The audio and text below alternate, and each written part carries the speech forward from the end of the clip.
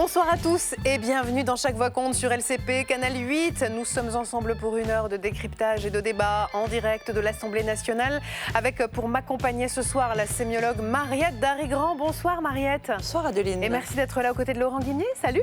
Bonsoir Vous allez Adeline. bien tous les deux? Très bien. C'est parti pour le sommaire de Chaque Voix compte avec à la une ce soir des auditions et beaucoup de questions. Alors que Thomas Legrand et Patrick Cohen ont été entendus par les députés cet après-midi. Question ce soir sur cet audiovisuel public remis en cause partout en Europe. Accusations de partialité, menaces de coupe budgétaire. Sont-ce les mêmes causes qui produisent les mêmes effets? Eh bien, nous en parlons ce soir avec vous, Céline Calvez. Bonsoir. Bonsoir. Vous êtes membre de cette commission d'enquête parlementaire sur l'audiovisuel public. Vous êtes vous-même député Ensemble pour la République des Hauts-de-Seine. Bonsoir Alexis Levrier. Bonsoir. Historien des médias, spécialiste des relations entre journalisme et politique. Merci d'être là et j'accueille également Daniele Zappala. Bonsoir, vous êtes correspondant en France du quotidien italien Avvenire. Et je signale votre livre « Cuisine, cousine, dans la casserole du soft power européen », paru aux éditions de l'Harmattan. Ma chère Mariette, vous êtes sémiologue, quel est votre mot du jour? Alors, c'est pas un mot, Adeline, c'est un suffixe, parce que j'ai été frappée par le nombre de mots en isme cette année.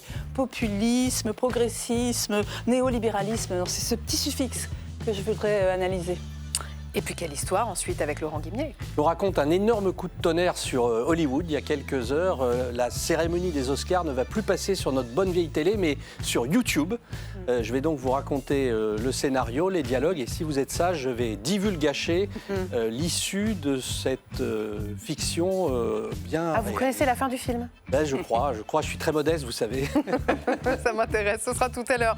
Et puis ensuite, la deuxième partie de Chaque Voix compte avec la question qui fâche. La bataille contre le Mercosur est-elle perdue d'avance? Des milliers d'agriculteurs sont rassemblés à Bruxelles pour protester contre l'accord de libre-échange avec l'Amérique du Sud. La France paraissait bien seule à s'y opposer, mais elle a reçu hier soir le soutien bien tardif de l'Italie. Qu'est-ce que ça va vraiment changer?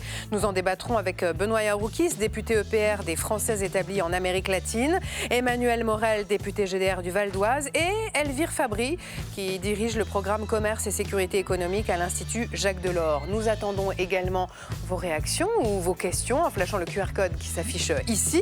À 20h30, rendez-vous avec Bourbon Express, le journal de l'Assemblée nationale présenté par Marco Pommier. Vous saurez tout sur la CMP, la commission mixte paritaire. Ben oui, c'est demain. Normalement, Marco va tout nous expliquer. Ça, c'est le menu de ce soir. Bienvenue. Installez-vous confortablement. Chaque voix compte, c'est parti.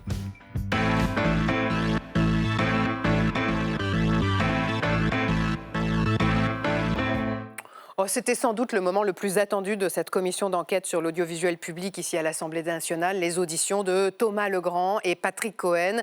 Les deux journalistes ont donc été entendus tout l'après-midi, séparément par les députés, sur la vidéo polémique de leur rendez-vous avec des cadres du Parti socialiste. Vous savez que cette séquence, qui est au cœur des accusations d'accointance entre l'audiovisuel public et la gauche, a donné naissance à cette commission d'enquête. On va y revenir en détail avec vous, mais je voulais d'abord, d'un mot, vous poser la question, vous qui avez suivi ces auditions cet après-midi. Est-ce que ce fut la grande explication attendue, Céline Calvez? La grande explication attendue, en tout cas, ça a été beaucoup de répétitions des mêmes questions qui n'étaient pas forcément à la hauteur de ce que cette commission d'enquête promet de faire. La lumière sur la neutralité, le fonctionnement et le financement de l'audiovisuel public ne peut se résumer simplement à regarder ce qu'une vidéo d'échange, c'est-à-dire autour d'un café, devrait révéler.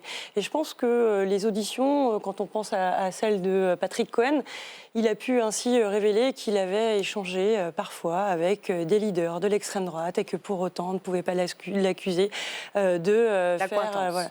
Donc ça a été plutôt l'occasion de montrer aux journalistes la façon dont ils travaillent. Ça a été aussi l'occasion aux rapporteurs de montrer son obstination. Et je pense qu'il va falloir... On va en parler, évidemment. À chaque fois, c'est essayer de dire quel est le sujet de cette commission d'enquête. Alexis Lévrier. Oui, je trouve que les masques sont tombés. Ça avait déjà commencé avant et on voyait bien que cette commission d'enquête était une sorte de tribunal de l'extrême droite dirigé contre l'audiovisuel public. Et là, les deux journalistes à l'origine de cette commission, puisque c'est la révélation de leur conversation dans un café qui est à l'origine de cela ont pu montrer à quel point tout cela était absurde. Ces 3 fragments de vidéos de 20 secondes, truqués, manipulés, pour quelque chose d'extraordinairement banal. Des éditorialistes ont vocation à rencontrer des politiques. Les journalistes politiques en général, les rubricards rencontrent des politiques tout le temps. Et des journalistes éditorialistes, quand on parle d'impartialité, de neutralité, ça vaut pour les médias publics à l'échelle globale. Mais un éditorialiste, depuis le 19e siècle, c'est quelqu'un qui est là pour donner un avis, pour donner un point de vue fondé sur des faits, bien sûr, étayés, documentés. Mais c'est un journalisme d'opinion, un journalisme de commentaires. On ne peut pas leur demander d'être impartiaux ou neutres. Et de toute façon, comme l'a rappelé Patrick Cohen, ils rencontrent des gens de tous bords. Et en plus, là, cette conversation était à l'origine demandée par des membres du PS parce qu'ils étaient mécontents d'un éditeur. Oui, ils s'estimaient maltraités par ces journalistes. Donc tout ça est complètement absurde. Et le seul avantage de cette commission d'enquête, c'est qu'elle a pu montrer à quel point tout cela était du cirque destiné aux médias Bolloré, aux réseaux sociaux, puisque Charles Lalonque, il a le don d'ubiquité, il tweete en même temps qu'il parle. Et tout cela a vocation à être repris après ad nauseam sur les plateaux de CNews. Et quel regard vous portez, Daniel Lezapala, sur cette commission d'enquête et les auditions de cet après-midi? Bon, cela nous change un peu par rapport à la querelle, voire la tourmente d'affaires médiatico-politiques qu'on connaît actuellement en Italie, où véritablement cette frontière, toujours un peu floue, entre les politiques et les médiatiques, aujourd'hui est assez inflammée. Il y a eu tout un tas de cas, donc on s'est dit, bon, ce n'est pas seulement nous, seulement l'Italie, même en France, ailleurs... Mais vous savez que nous, on vous regarde en se disant, il n'y a pas seulement nous, il y a aussi les Italiens. Voilà, en Italie, dans les cas italiens, c'est surtout les relations, on va dire, entre l'entourage de Giorgia Meloni, effectivement, et le monde médiatique, également les institutions de surveillance sur la RAI, et en fait, l'audiovisuel public, qui est en Italie une institution monumentale dans la tête déjà des Italiens. Et donc, c'est vrai que voilà, cela nous change un tout petit peu, et on pense qu'effectivement, ces accusations qu'on voit partout en Europe, en fait, du monde politique, d'être soi-disant un peu dépenché, un peu à gauche, ou en tout cas d'être partisan, eh bien, cela est un peu commun avec d'autres pays. C'est tout le sujet de notre émission de ce soir. Si vous n'avez pas suivi entièrement les auditions qui étaient retransmises en direct sur la chaîne parlementaire, sur LCP, eh bien, voici les temps forts avec Stéphanie Despierres.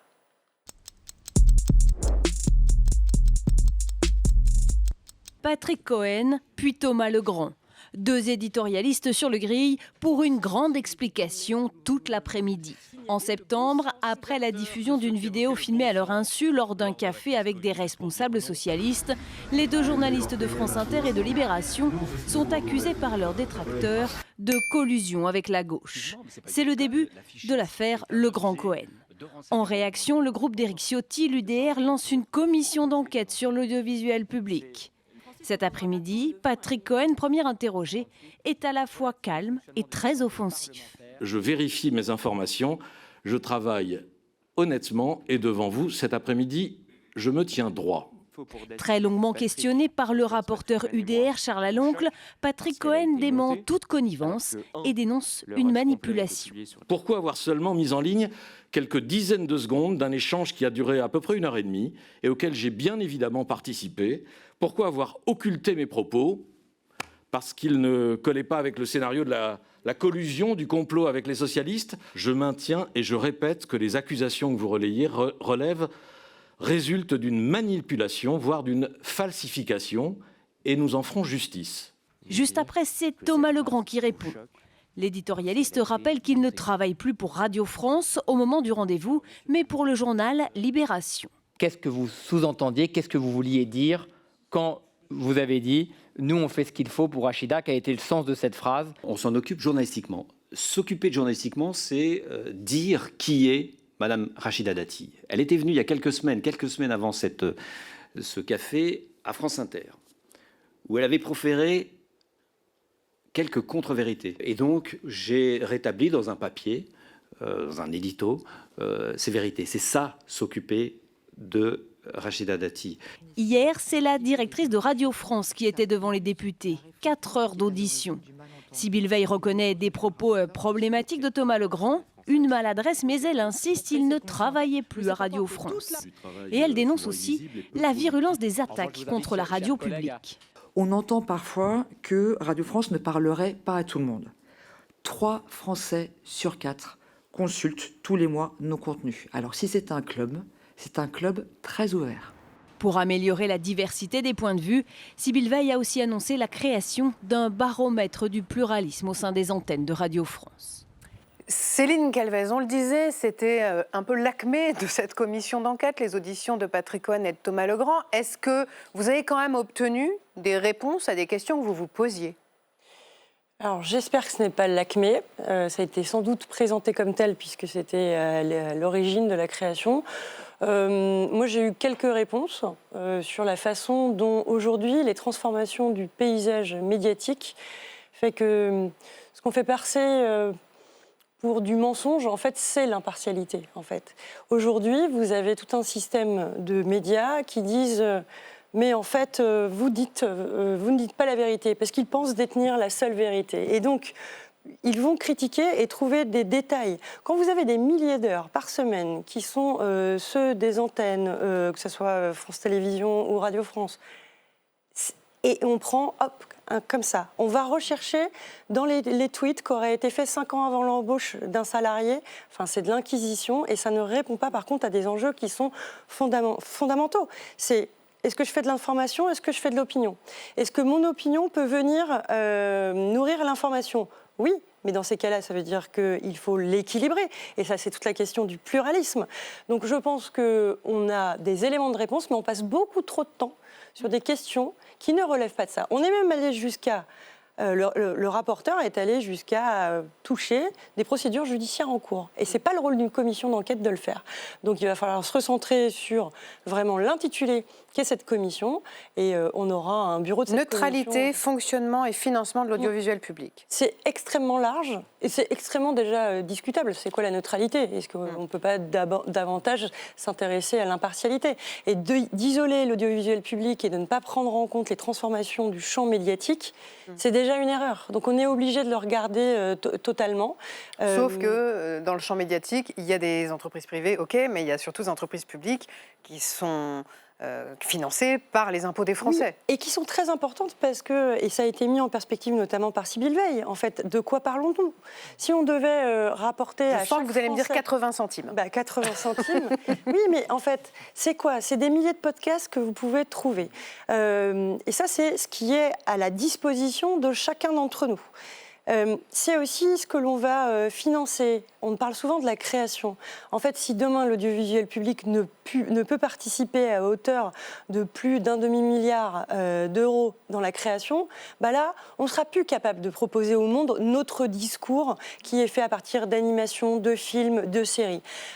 Donc, il faut bien prendre conscience que ce n'est pas simplement une minute où ça dérape, mais l'audiovisuel public, c'est une autre façon de raconter le monde. Et en ces temps de guerre informationnelle, au contraire, il faut qu'on réarme l'audiovisuel Laurent public. et puis Alexis Lévrier. Oui, mais justement, si je compare ce que vous dites avec la vision que la ministre de la Culture a décrite depuis des mois de cet audiovisuel public, vous n'êtes pas totalement d'accord avec votre ministre. Non, mais moi, je suis d'accord aussi avec ceux que j'ai pu voir en tant que député, en tant que membre du conseil d'administration de 2 de ces sociétés. Moi, quand je dis que l'audiovisuel public est important, c'est de souligner tout ce qu'il fait. Je n'ai pas l'impression non plus que la ministre ait dit que ce n'était pas important ce qu'il faisait. Elle a dit qu'il fallait qu'il se réforme, qu'il bouge. Mais en fait, il faut qu'il bouge. Et heureusement, l'audiovisuel public bouge tous les jours. Alexis Lévrier. On innove, on fait des choses. Peut-être que le fait de faire des tentatives de gouvernance différentes tous les 3 mois, ce n'est pas forcément la meilleure façon de l'aider. Oui, je partage tout à fait les propos de Céline Calvez. Je trouve aussi que la commission est bien présidée par Jérémy Patrié-Letus, qui est d'une grande dignité. Puisque vous allez sur ce terrain-là, parce que c'est vrai qu'il faut qu'on parle de ce duo. Oui. Jérémy Patrié-Letus, Charles Laloncle, que la plupart des Français découvrent à l'occasion de cette commission d'enquête. Est-ce que vous diriez que c'est good cop et bad cop ? Non, mais Jérémy Patrié-Letus, je l'avais croisé une fois ici, voilà, et je l'avais vu aussi être capable d'avoir des propos critiques à l'égard des médias publics, ce qui est son droit le plus strict. Là, je trouve qu'il se met dans ce rôle parce qu'il voit les dérives du rapporteur, et je trouve qu'il remplit bien sa fonction. Et là où je pense qu'il y a une dichotomie, qu'il y a une tension interne au sein de la majorité, comme vient de le rappeler Laurent Guimier, c'est que la ministre de la Culture, Rachida Dati, qui a succédé à Rima Abdul Malak, qui est quelqu'un qui avait beaucoup défendu l'audiovisuel public, qui avait aussi montré, et avec beaucoup de courage, et c'est une des raisons pour lesquelles elle a été démissionnée, elle avait montré que la dérive était au sein des médias Bolloré, au sein de l'extrême droitisation d'une partie du champ médiatique français. Et on l'a remplacé par quelqu'un qui immédiatement est allé sur les plateaux de CNews et dans les pages du JDD pour dire il n'y a pas de problème de pluralisme dans les médias Bolloré, alors que le Conseil d'État venait de rappeler alors de l'ARCOM sur cette question-là. Il y a un problème de pluralisme dans l'audiovisuel public et je vais m'y attaquer. Ce qui est scandaleux ces derniers mois, c'est pas une conversation dans un café avec Thomas Legrand et Patrick Cohen, c'est que le 18 juin, sur le plateau de C'est à vous, et c'est une scène inouïe qu'on n'avait jamais vue dans l'histoire de l'audiovisuel public français, la ministre de la Culture a attaqué Patrick Cohen en le menaçant d'un article 40.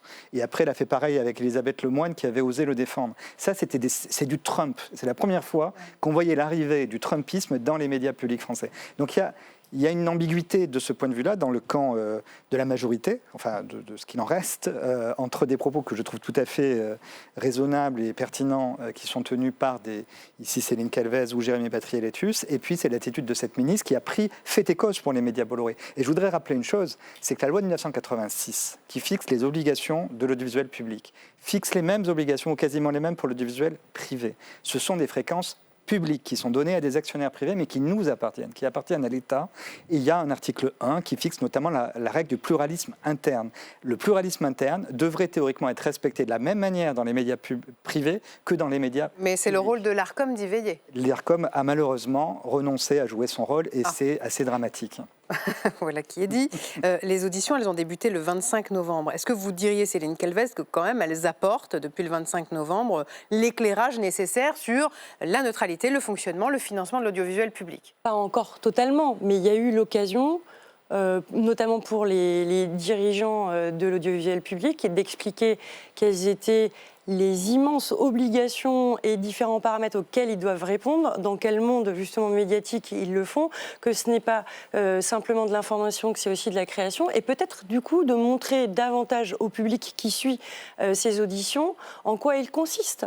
Et simplement, on ne résoudra aucunement l'avenir de l'audiovisuel public en épinglant un fait ou une mauvaise attitude. C'est pas ça. L'idée, là, c'est qu'on aboutisse à quoi? On va aboutir mi-avril à dire « ah bah, c'est pas parfait » ou alors « c'est parfait », j'en sais rien, mais il faut quand même qu'on en retire quelque chose. Si ce tribunal médiatique continue comme ça, en fait, on n'en tirera à rien. Mais alors, vous qui êtes dans cette commission, Yaël Braun-Pivet a dit hier qu'elle allait adresser un rappel à l'ordre à Charles Aloncle, justement pour son comportement dans cette commission. Elle a rappelé à quoi servait une commission, elle a rappelé le cadre de la commission. L'une de vos collègues, Sophie Taillé-Polian, a demandé ce matin une réunion du bureau pour recadrer justement les débats pour que cette commission reste dans le cadre d'une commission d'enquête et ne devienne pas, comme vous venez de le dire, un tribunal. Est-ce que Charles Aloncle a reçu le rappel à l'ordre d'Yaël Braun-Pivet? Il me semble, oui, puisqu'elle a fait une communication où elle rappelle d'ailleurs qu'elle l'avait déjà auparavant fait dans 5 ou 6, 7 autres cas. Il vous en parle?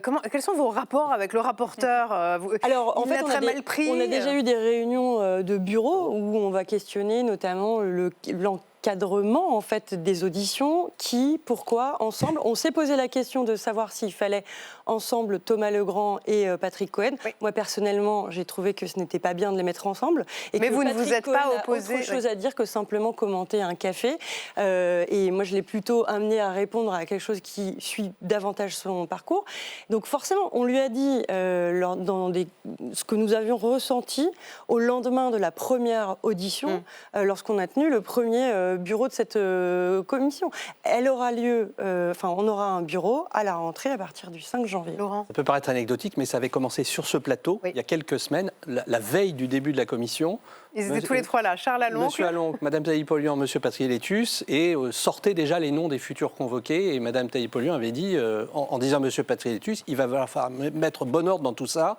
Et ça a été la première on était sortis de cette émission, pour tout vous dire, en se disant, ça va être compliqué l'ambiance quand même.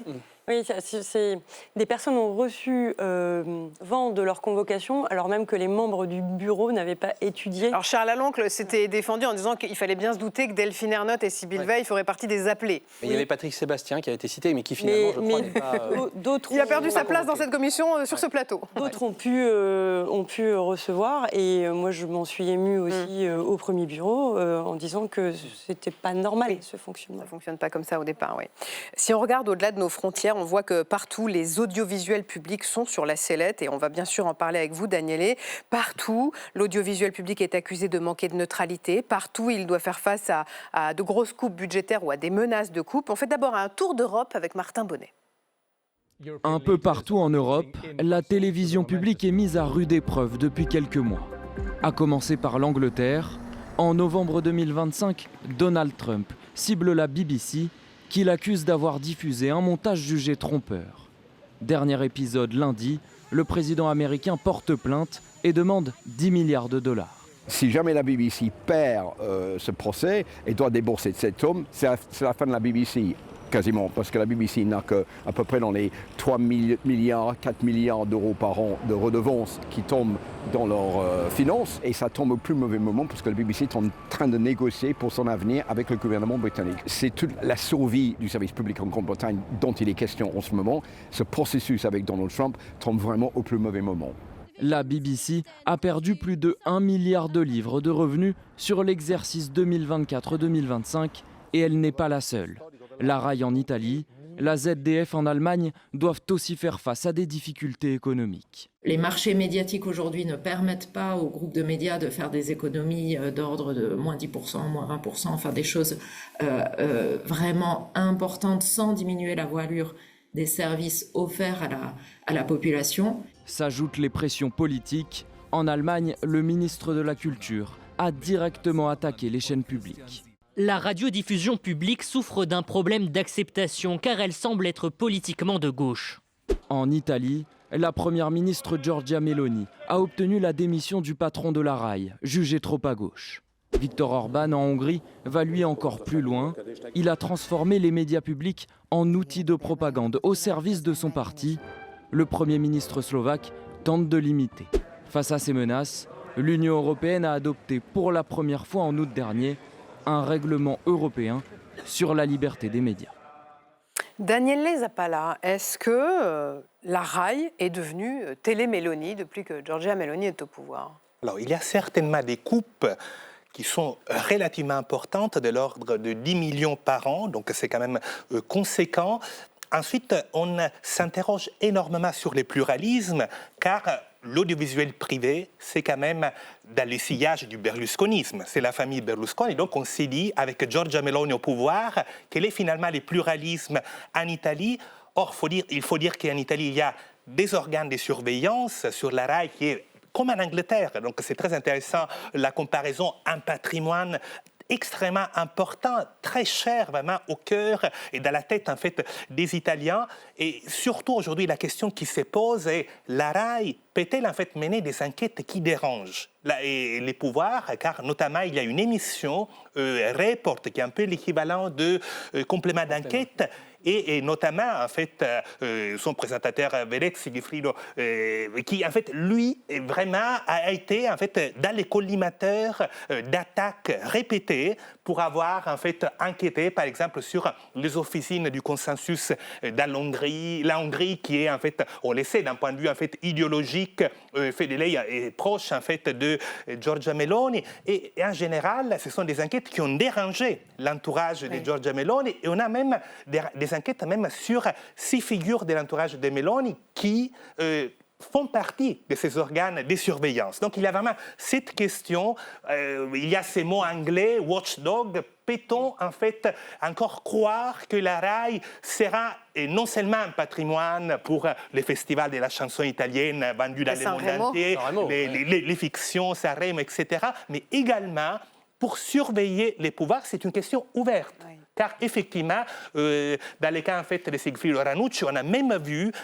qu'il a été en fait, victime d'un attentat à la bombe. C'est très grave. Dans sa voiture. Donc on sent que cette frontière, qui était déjà explosive en Italie depuis les années 90, rappelez-vous, c'est un certain Silvio Berlusconi, est quand même monté au pouvoir en utilisant son empire médiatique comme tremplin. Donc là, vous voyez, c'est une question en fait qui a complètement chamboulé la politique italienne et donc l'Italie est un peu dans la tourmente. C'est vrai qu'en Italie, il y a eu déjà le cas Berlusconi, mais Alexis Lévrier, est-ce que c'est sans précédent cette fragilisation des audiovisuels publics ? Oui, et il faut bien comprendre que c'est en fait une crise civilisationnelle que nous vivons. C'est le modèle démocratique qui est attaqué. Dans les mêmes pays, on attaque la justice, on attaque l'université, on attaque tous les contre-pouvoirs, quels qu'ils soient.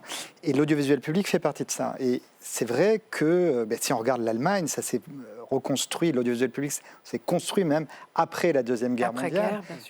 Il y a un attachement en Angleterre depuis le début des années 20 à la BBC. Ce sont des socles de la République dans tous nos pays. Et c'est pour ça qu'il y a eu ce règlement européen, l'EMFA, parce que je crois qu'il y a une prise de conscience en Europe désormais du fait que nous vivons cette guerre. C'est une guerre. Quand on dit que la Russie nous menace, elle ne nous menace pas encore militairement, mais elle nous menace médiatiquement. Elle mène des attaques via les réseaux sociaux. Oui, c'est même plus des menaces, elle tous est les passée à partis l'acte. qui sont à l'origine, et les médias Bolloré, on sait leur tropisme russe.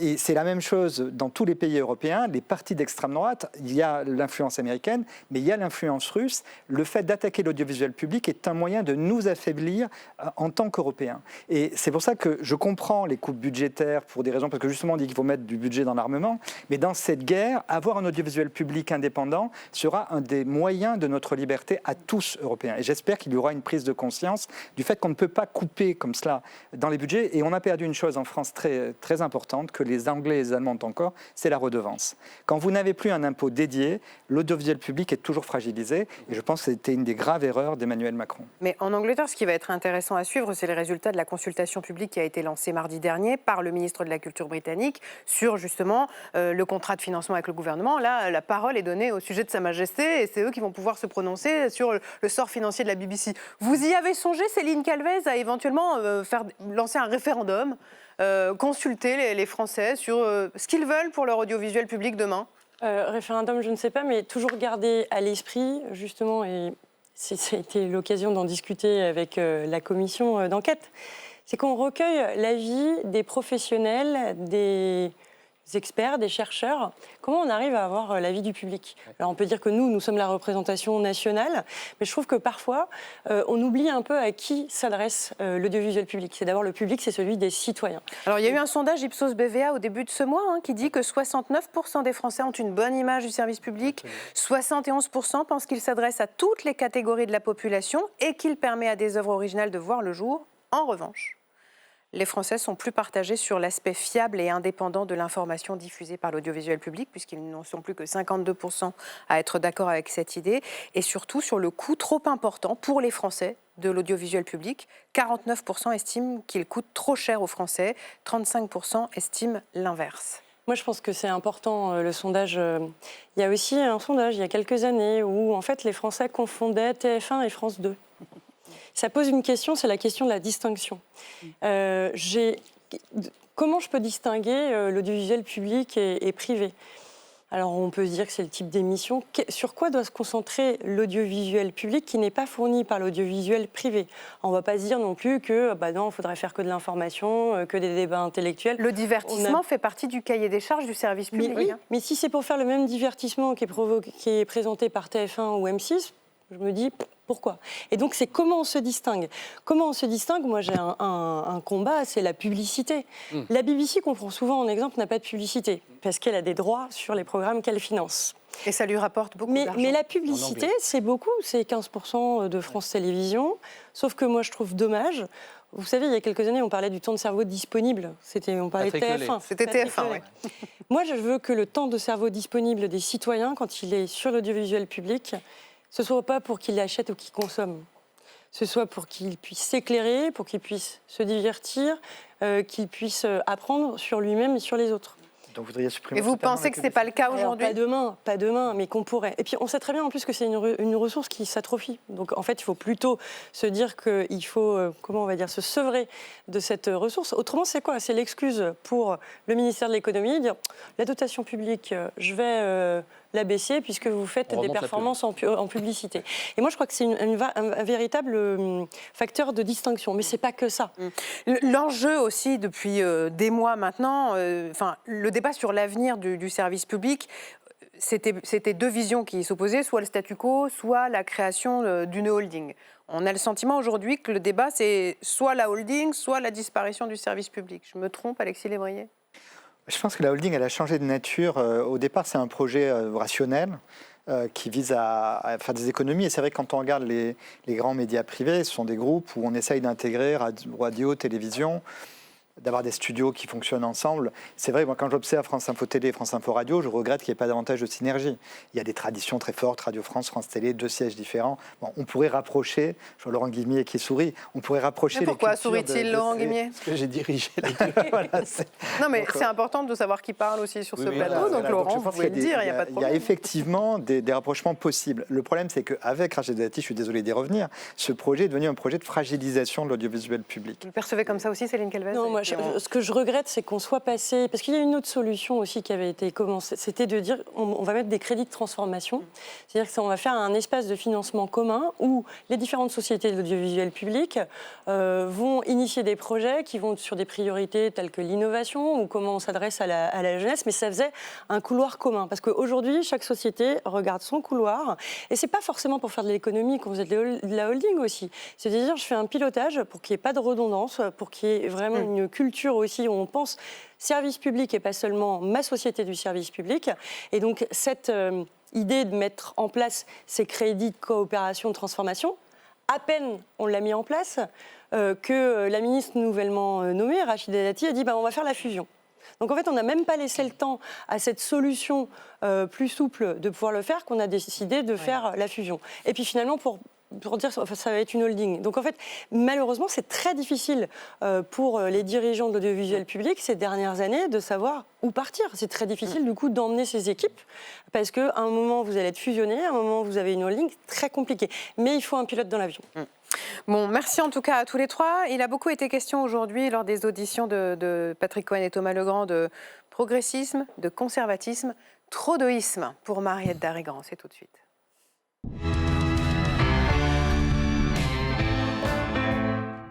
Oui, parce que ce n'est pas le mot de la semaine, cette semaine, avec Mariette, c'est donc le suffixe.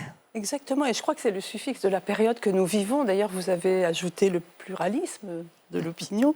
On a parlé beaucoup de parlementarisme avec la nouvelle Assemblée, bien sûr, bellicisme malheureusement avec la guerre, antisémitisme en hausse, terrorisme qui continue de frapper. Donc c'est justifié dans ces cas-là, parce que qu'est-ce que c'est ce petit suffixe? Il a une fonction grammaticale importante, c'est-à-dire qu'il désigne une pensée ou une idéologie. Parfois c'est joli, cubisme, impressionnisme, tout va bien, et parfois ça l'est beaucoup moins, fascisme, impérialisme. Et dans notre histoire, il y a eu des ismes comme gaullisme, communisme, socialisme, des grands ismes. Des grands ismes parce qu'il y avait des catalogues de pensée. Il y avait des doctrines. On n'était pas obligé d'être d'accord, mais ça structurait le débat public. Aujourd'hui, c'est beaucoup moins vrai. Qu'est-ce que ça veut dire populisme? Qu'est-ce que ça veut dire illibéralisme? C'est pas écrit dans les livres, on ne sait pas trop à quels grands auteurs se référer, c'est pas clair. Les options peuvent se mélanger, on passe d'un camp à un autre, les mots concepts sont floutés en quelque sorte. Alors dans ces conditions-là, qu'est-ce qui se passe, parce que la langue, elle fait des choses, et le petit isme, il s'accroche partout, et surtout au nom propre. Berlusconisme, Trumpisme, vous l'avez dit, macronisme, mélenchonisme. Attalisme. Voilà. Gabriel Attal. Bardélisme. Mais qu'est-ce que c'est exactement? On ne sait pas trop. C'est une sorte de masque sur quelqu'un, mais c'est un peu creux quand même. Est-ce qu'on va aller, Adeline, à votre avis, vers le cornuisme? Le cornuisme. C'est dur à dire. Ou le ténirinerisme, encore plus dur à dire. Ténirinerisme.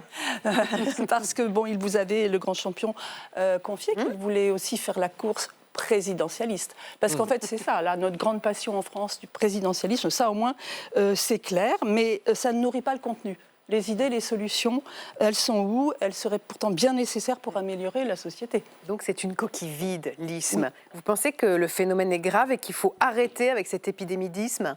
Je pense qu'il faut arrêter pour les confrontations stériles, parce que ça fait des camps, en fait.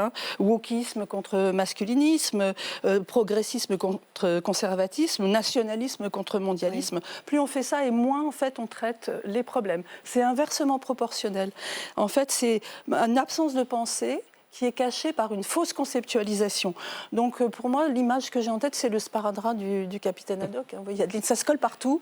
Mais on n'arrive pas à l'enlever. Voilà. J'ai même entendu parler une fois quelqu'un de croissantisme pour dénoncer. Quelqu'un qui aime les croissants. Oui. C'était pour dénoncer la décroissance, vous voyez. Donc, mince, ça tombe mal. Donc, pour finir, je formerai un vœu pour 2026. C'est qu'effectivement, on arrête un peu avec ces ismes et dans cette pléthore, et puis qu'on s'inspire un peu plus des vrais penseurs, parce que ce n'est pas les mots en isme qu'ils aiment, ils ont toujours dénoncé ça, c'est les mots en T. Altérité, solidarité, identité, laïcité. Là, on a du travail. Alors, oui, dans les années 70, il y avait beaucoup de ismes, lacanisme, marxisme, structuralisme. Et l'écrivaine Nathalie Sarraute, qui était très malicieuse, avait fait une pièce qui s'appelait Isma, il fallait prononcer Isma, pour dénoncer tout ça, pour se moquer. Et le philosophe Vladimir Jankélévitch, il a eu cette formule absolument parfaite. Je vous la donne, je vous l'offre, Adeline, en cadeau de Noël. Alors, je la lis parce qu'elle est un peu complexe. Les ismes, disait-il, substituent à l'aventure irréductible de la pensée une substance figée qui prétend épuiser le mystère. Le mystère de la pensée, le mystère de la pensée politique, ça c'est une vraie chose. N'en faisons pas un vulgaire mystérisme. Je vous remercie. Merci Mariette. Et merci à tous les trois d'avoir été là ce soir sur le plateau de Chaque Voix Compte. Dans un instant, la question qui fâche, on va parler du Mercosur. Mais avant cela, c'est quelle histoire? Et c'est Laurent Guimier.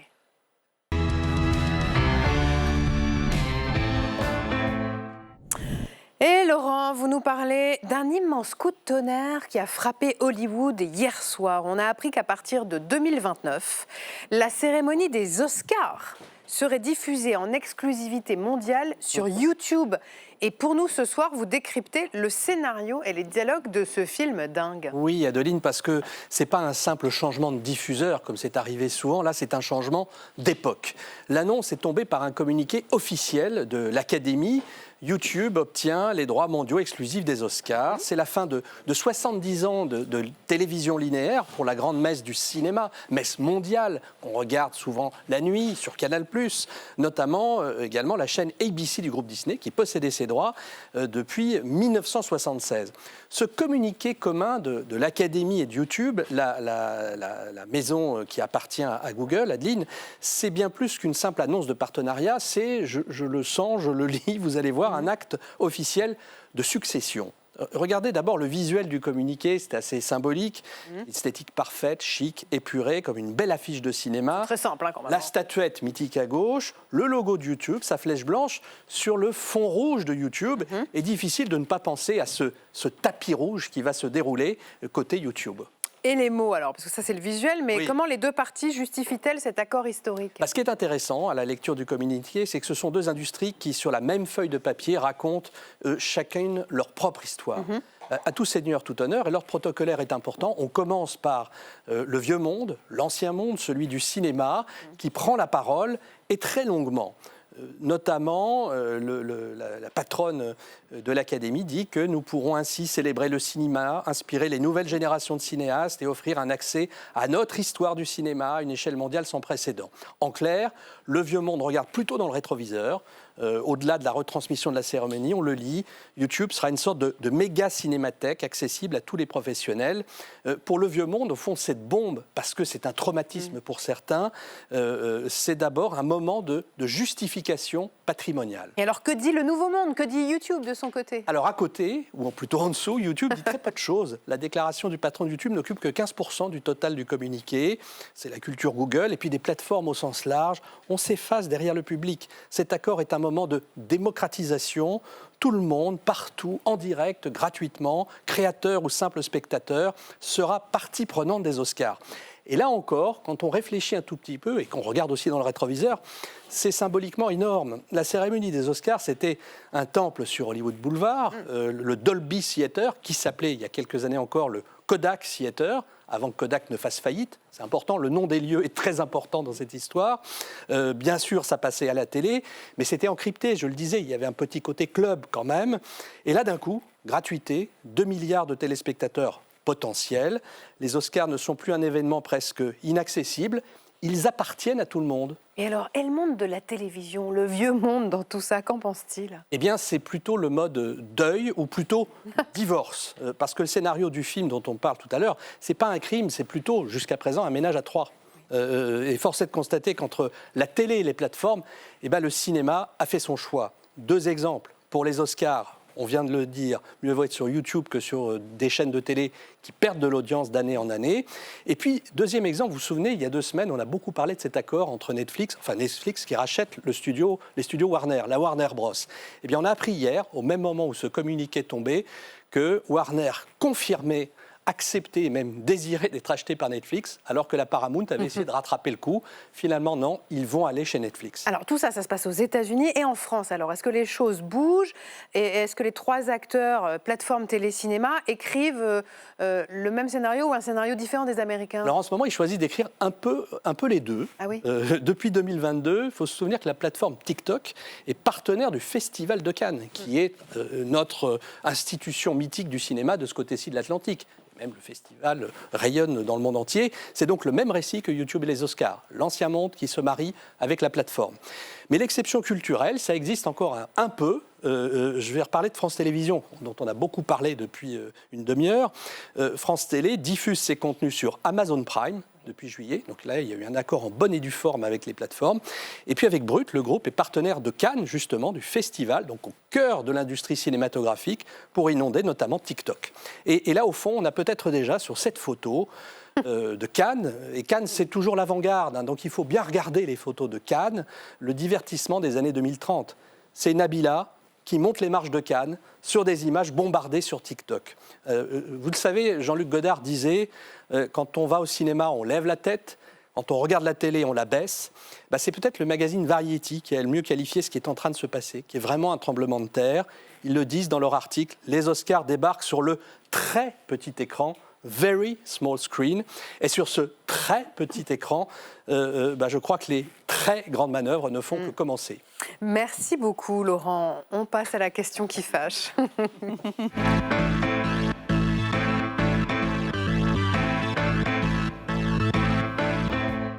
Les agriculteurs retiennent leur souffle, mais pas que d'ailleurs. La Commission européenne pousse pour obtenir d'ici demain un feu vert des 27 à l'accord de libre-échange avec le Mercosur, qui est négocié depuis 25 ans maintenant.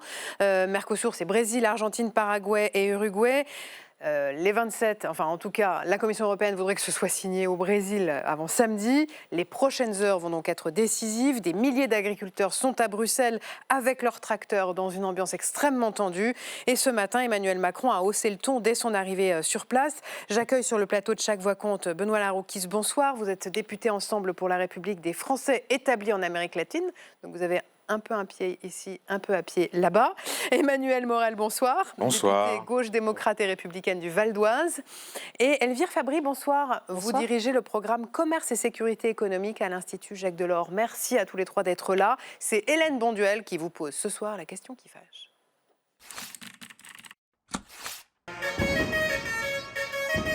Ça a commencé par des jets de pommes de terre et des ripostes aux jets d'eau et gaz lacrymogènes. Puis dans l'après-midi, les affrontements entre policiers et manifestants se sont multipliés aux abords du Parlement européen. Dans le viseur des agriculteurs, la présidente de la Commission européenne. On a l'impression qu'aujourd'hui, Ursula veut passer en force. Elle veut imposer sa loi. On a l'impression que l'Europe est devenue une dictature. Même les grands dirigeants n'ont plus de poids. Passer en force sur le Mercosur, qu'Ursula von der Leyen voudrait entériner au plus vite. Cet accord de libre-échange qui prévoit une suppression de droits de douane sur des milliers de tonnes de produits venus de ces 4 pays d'Amérique du Sud. Un accord que dénoncent les agriculteurs européens depuis plusieurs années déjà. Depuis 2024, on se mobilise, que ce soit en France, en Belgique, les autres pays. Et on n'a pas vraiment eu d'avancée significative. On aimerait bien aujourd'hui qu'on soit écouté. 950 tracteurs et plus de 7000 paysans ont convergé vers Bruxelles pour crier à la concurrence déloyale. À quelques centaines de mètres, les dirigeants des 27 pays du Conseil européen discutent de cet accord. Après avoir tergiversé, Emmanuel Macron s'oppose à une ratification immédiate. Mais on me dit les contrôles vont commencer en janvier, j'attends janvier. On me dit il va y avoir des clauses miroirs, formidable, c'est le début. Mais le comité se réunit en janvier, j'attends le comité de janvier. Nous considérons que le compte n'y est pas et que cet accord ne peut pas être signé. Sauf que la présidente de la Commission européenne entend aller très vite et signer l'accord commercial samedi au Brésil. Mais aux côtés de la France, il y aura aussi l'Italie. La dirigeante Giorgia Meloni demandait elle aussi à repousser l'accord. Nous estimons que signer l'accord dans les prochains jours, comme cela a été évoqué, serait prématuré. Nous l'approuverons seulement quand des garanties adéquates de réciprocité pour notre secteur agricole seront incluses. Un appel entendu par Lula. Le président brésilien a accepté de soumettre aux pays du Mercosur la demande italienne de reporter la signature. Alors la question qui fâche ce soir, la voici. L'accord du Mercosur passera ou passera pas? Passera ou passera pas? Dans quel état d'esprit êtes-vous ce soir, Benoît Laroukis? Moi, je suis assez d'accord avec notre président, M. Macron. En l'état, nous ne pouvons pas accepter un tel accord. Nombre de clauses sont à renégocier, les clauses miroirs, bien sûr, afin que tout le monde suive les mêmes règles imposées à nos agriculteurs, que ce soit juste les clauses de sauvegarde qui devraient être déclenchées par les pays et appliquées rapidement. Il faudra aussi renforcer les contrôles douaniers. Donc en l'état, non, je suis absolument en désaccord avec ce Mercosur, même si il ne faut pas jeter le bébé avec l'eau du bain. Je pense que c'est un accord qui pourrait, s'il est négocié, être extrêmement intéressant pour nombre d'industries françaises. On va en parler dans un instant, mais je voulais aussi avoir l'avis d'Emmanuel Morel. Là, on entre dans le money time à Bruxelles. Oui. C'est-à-dire que Ursula von der Leyen veut être au Brésil samedi, avec Lula, qui doit d'ailleurs commencer un peu à s'impatienter depuis 25 ans, enfin le Brésil en général d'ailleurs. Est-ce que vous vous dites ce soir, la France a désormais, avec l'Italie, peut-être la force d'empêcher la signature de cet accord? Je me dis surtout qu'il faut l'empêcher. Vous savez, j'ai été député européen pendant 10 ans et dans les couloirs de Bruxelles, cet accord avec le Mercosur, on disait c'est l'accord viande contre bagnole. On va importer de la viande, et notamment brésilienne, et puis on va exporter, surtout les Allemands, qui cherchent des débouchés commerciaux à tout prix depuis la crise avec la Chine, on va exporter nos voitures. Le problème, c'est que le monde agricole européen est en souffrance. Il est en souffrance parce qu'il y a une juxtaposition d'accords de libre-échange depuis des années qui ont déstabilisé complètement le marché européen, qui ont appauvri considérablement les paysans, et notamment dans le monde de l'élevage, et que cette inquiétude, elle est légitime. Elle est légitime d'un point de vue économique, et elle est aussi légitime d'un point de vue sanitaire. Parce que ce que les gens savent, en tout cas ce que devraient savoir, c'est que dans l'agriculture, dans le Mercosur, il y a eu l'utilisation d'un certain nombre de produits qui sont interdits en Europe. Il y a également, et les clauses de sauvegarde, ça ne change rien, parce que comme le dit M. Macron, il a raison, pour les contrôles, c'est très difficile en réalité, il y a énormément de marchandises, mais c'est aussi une concurrence totalement déloyale, parce que vous allez au Chili ou au Brésil, ce sont des exploitations énormes, pas du tout comparables à celles de l'Europe, et donc on ne peut pas lutter avec des salaires qui sont 5 fois inférieurs au SMIC. Donc on ne peut pas lutter. Donc c'est un mauvais accord. Il ne faut pas que ça se passe. Il ne faut pas qu'on sacrifie l'agriculture européenne. Alors en France, en plus, ça prend une résonance particulière parce qu'en même temps, on a une crise agricole qui est très grave, qui est une crise sanitaire, et à laquelle il faut répondre aussi. Donc moi, je pense qu'il faut récuser cet accord, et je m'inquiète surtout de ce que Mme von der Leyen continue d'outrepasser ses pouvoirs. Elle l'a déjà fait avec l'accord avec M. Trump en juillet, elle continue à le faire ici. Pourquoi? Vous avez vu, peut-être, ça ne vous a pas échappé, que 125 députés européens venant de 21 nationalités différentes ont saisi la Cour de justice en disant « Mme von der Leyen ne respecte pas son mandat ». D'abord, elle a essayé de scinder l'accord en deux pour qu'on passe l'accord non pas à l'unanimité de tous les États membres, mais à la majorité qualifiée. Ensuite, elle a introduit un mécanisme qui n'était pas prévu dans les négociations de départ, qui s'appelle le mécanisme de compensation, qui vise à accorder aux pays du Mercosur une compensation financière au cas où on rehausse nos normes, notamment sanitaires et phytosanitaires. Ça, c'est un scandale qui est dénoncé par des députés européens de droite comme de gauche, mais aussi à l'Assemblée nationale, on est sur LCP, puisque plusieurs fois, l'Assemblée et le Sénat ont voté des résolutions contre ce principe. Récemment encore, en commission des affaires européennes, M. Ruffin a fait passer une résolution adoptée à l'unanimité. L'unanimité, c'est tous les partis représentés. Donc clairement, il ne faut pas accepter, parce que ça pose des problèmes économiques, agricoles, écologiques, j'y reviendrai s'il le faut, et évidemment démocratiques. Et c'est pour ça que vous parlez de money time. Moi, j'espère surtout qu'on va être entendu. Il n'y a pas que l'Italie. Je rappelle, parce que vous dites... C'est les deux plus grands pays qui s'y opposent. La Pologne, pendant des mois et des mois, n'a cessé de tirer le soldat. Elvire Fabry, justement, est-ce que le ralliement de l'Italie va permettre de constituer une minorité de blocage pour empêcher donc la signature de l'accord, ou à tout le moins obtenir son report? Voilà, si vous permettez, déjà, j'aimerais revenir sur quelques éléments. Parce on n'a pas parlé de la grande majorité de l'Union européenne qui soutient cet accord, et ça devrait quand même nous interroger. Cet accord, il intervient à un moment... Certes, on le négocie depuis plusieurs années, mais aujourd'hui, le maître mot, c'est la diversification. On a besoin de trouver des débouchés pour nos exportateurs, y compris dans le secteur agricole. Il ne s'agit pas simplement de considérer l'agriculture comme un bloc monolithique. On a des filières viticoles, les vins et spiritueux, les filières laitières qui ont absolument besoin de ces débouchés. On ne les a pas beaucoup entendus. Ils sont relativement discrets. Vous dites quoi? Vous dites que les éleveurs de volailles et de bovins ont confisqué ce débat? Non, ce dont on devrait parler aujourd'hui, c'est de la difficulté de ces filières et de la crise de ces filières et du soutien qu'on doit apporter à ces filières aujourd'hui en France. Parce que le problème que l'on rencontre, c'est une baisse des parts de marché de ces filières au sein même du marché européen. Il y a plusieurs facteurs. Donc il faut trouver d'autres marchés. Pourquoi? Parce que si on prend... Je peux vous expliquer sur les vins spiritueux. Oui, si on prend ne serait-ce que la question du secteur aviaire, c'est parce qu'il y a une évolution de la consommation. On consomme moins des poulets entiers, on consomme des filets, que nos voisins européens sont plus concurrents, plus compétitifs sur ce secteur-là. Les vins et spiritueux, on consomme plus de bière, moins de vin. Le marché américain se ferme, la consommation chinoise baisse. On a absolument besoin de trouver des débouchés. Et ça n'est pas tellement un rapport de force industrie contre agriculture. Nous avons aussi tous nos sous-traitants du secteur automobile qui ont besoin de trouver des débouchés.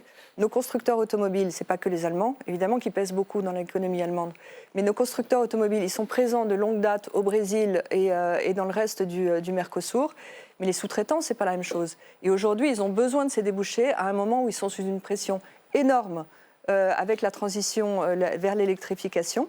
Et ce débat, on ne peut pas simplement le concentrer sur des filières qui sont en difficulté, qu'il faut soutenir. On s'attendait évidemment à ces démonstrations. Mais aujourd'hui, dans le contexte géopolitique dans lequel on est, cette ratification, elle a une importance particulière et il faudrait qu'on revienne là-dessus. Et on ne peut pas avoir une classe politique française qui est complètement, de manière quasiment unanime, en contre de cet accord. Ça devrait nous interroger un peu plus sur les enjeux. Très rapidement, Madame Fabry, est-ce que vous pouvez quand même répondre à la question France plus Italie, est-ce que ça peut bloquer? Et deux, est-ce que Mme von der Leyen outrepasse ses prérogatives? Vu de l'Institut Jacques Delors, c'est important d'entendre votre réponse rapidement. La France représente à peu près 15% de la population européenne, l'Italie 12%, donc on se rapprocherait des 35% qui seraient nécessaires pour une minorité de blocage. La Pologne s'oppose parce qu'elle a un enjeu qui est l'Ukraine. C'est pas tellement le Mercosur. Enfin, ça passe pas plutôt. Mais il faudrait, à ce moment-là, on se rapproche. Évidemment, Mélanie, là, est la faiseuse de roi dans ce débat. C'est elle qui va déterminer si ça peut faire pencher la balance ou pas. Mélanie a aussi, l'Italie a une industrie à défendre, a les filières aussi viticoles de la même façon à défendre. Ce serait un peu surprenant qu'elle tourne le dos à Milei sur cet accord. Qu'elle ait concédé finalement qu'on veuille gagner du temps, c'est possible. Et sur la question du mandat de ratification, c'est absolument dans les compétences de la présidente de la Commission européenne de décider. Sur le CETA avec le Canada, c'est Jean-Claude Juncker qui avait décidé lui-même de le soumettre à ratification des États membres. Ça n'était pas une nécessité, c'était un choix politique. Donc ça n'est pas une question de compétence. Et là, on personnalise beaucoup l'issue de ce dossier-là dans les heures qui viennent au Conseil européen sur la personne de Ursula von der Leyen. Mais encore une fois, on a actuellement une large majorité de l'Union européenne qui soutient cet accord. Certes, l'Allemagne le soutient beaucoup, mais parce qu'il y a vraiment urgence à trouver ces débouchés. C'est impératif de personnaliser. Madame von der Leyen, elle est présidente de la Commission. Et ça fait plusieurs fois qu'elle tente de tordre le bras pas seulement des gouvernements, mais aussi des opinions. Je suis désolé, ce qui s'est passé fin juillet... En France, elle n'y est pas parvenue. Heureusement. Heureusement qu'il y a des pays qui résistent, mais il n'y a pas que la France. Et d'ailleurs, moi, je m'inscris en faux contre cette démonstration que j'ai entendue à Bruxelles chaque année dès qu'il y avait une négociation d'accord de libre-échange. C'est bien pour nos industries, c'est bien pour les vins et spiritueux. Le problème des vins et spiritueux aujourd'hui, c'est le débouché américain parce que ça, il y a du protectionnisme, et la Chine parce que ça baisse. C'est ça. Donc, est-ce que c'est pas une raison supplémentaire d'aller chercher de nouveaux marchés en Amérique du Sud ? Je vais vous poser la question. Donc, pour un secteur qui est en effet performant, et qui, de toute façon, la demande est quand même moins sensible. Parce que, par exemple, les gens qui voudront consommer du champagne, ils le feront de toute façon. En revanche, est-ce qu'au nom de ça, on va sacrifier l'agriculture européenne? Moi, je vous pose la question, je suis responsable politique, je sais ce que les Français répondraient. Mais il n'y a pas en réalité que le gouvernement italien ou le gouvernement français.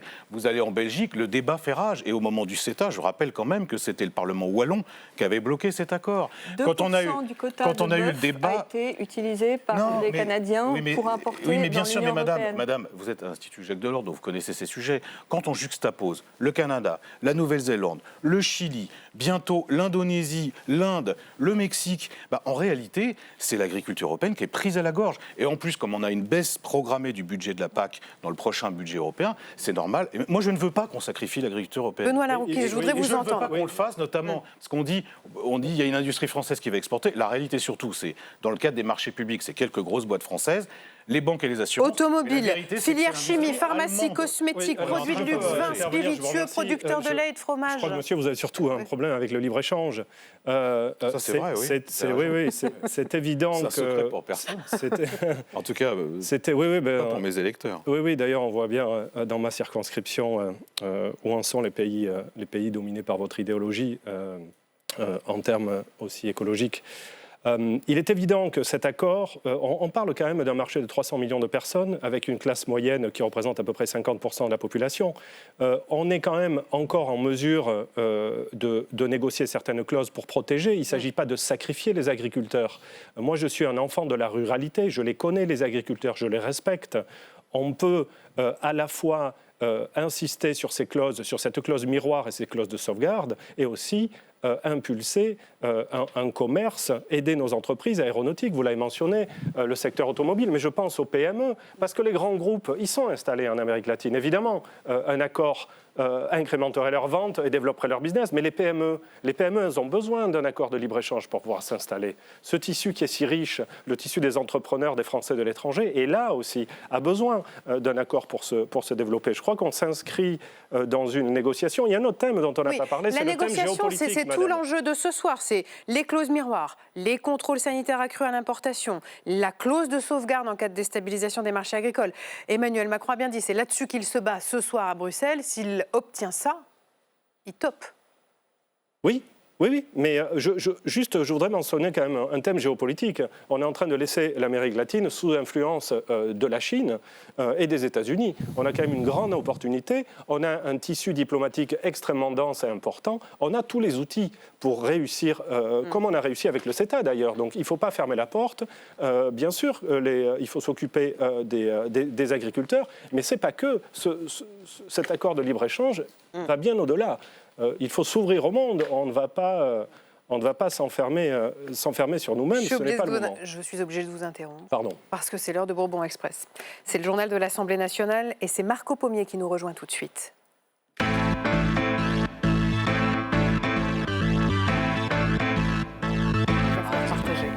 Bonsoir Marco. Bonsoir Adeline. Pour ce dernier Bourbon Express de l'année, vous allez tout nous dire ce soir, absolument tout, sur la CMP, la commission mixte paritaire. La fameuse CMP, parce qu'elle se réunit demain, normalement, pour tenter de trouver un accord sur le budget 2026.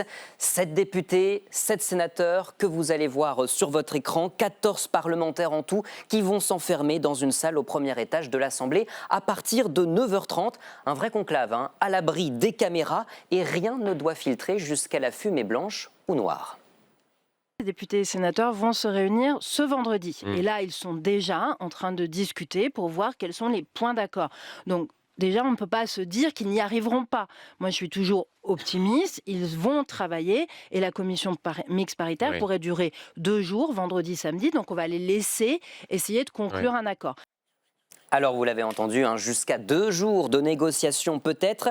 Ils ne vont pas renégocier, ces députés et ces sénateurs, les 81 articles du budget, seulement les articles et les amendements qui posent problème avec des votes informels à main levée. Et on a déjà vu avec notre compteur d'amendements que ça peut faire beaucoup parfois, Marco. Ça peut faire beaucoup, oui. On vient d'entendre Yaël Braun-Pivet, elle a l'air optimiste. Ça veut dire qu'un compromis, une fumée blanche est possible?